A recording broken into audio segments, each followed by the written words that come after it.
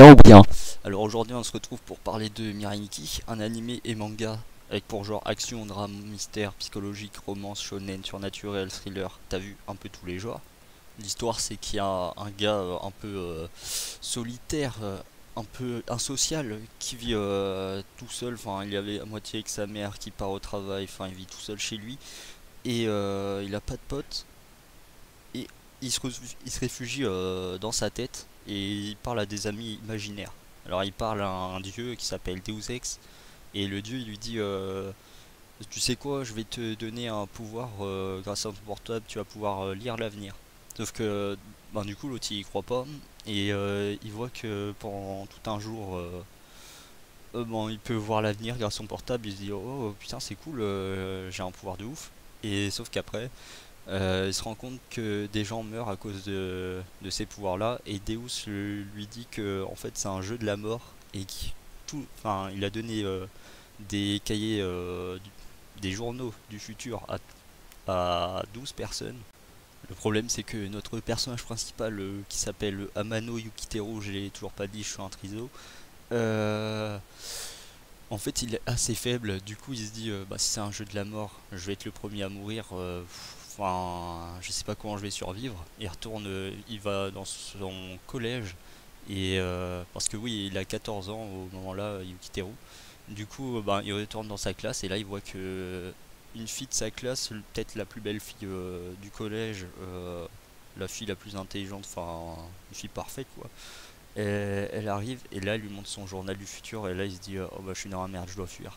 Et il découvre aussi que son professeur c'est un psychopathe.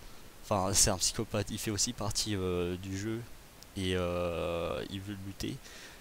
Et donc là il se dit je suis dans la merde, il y a deux personnes contre moi. Sauf que il se rend compte que la fille l'aime, et que enfin il va devoir survivre grâce à elle. Alors j'adore cet animé parce que chaque personnage a sa personnalité, a sa façon de survivre, a ses objectifs, et on va apprendre à les connaître au fur et à mesure des épisodes, du temps qui passe.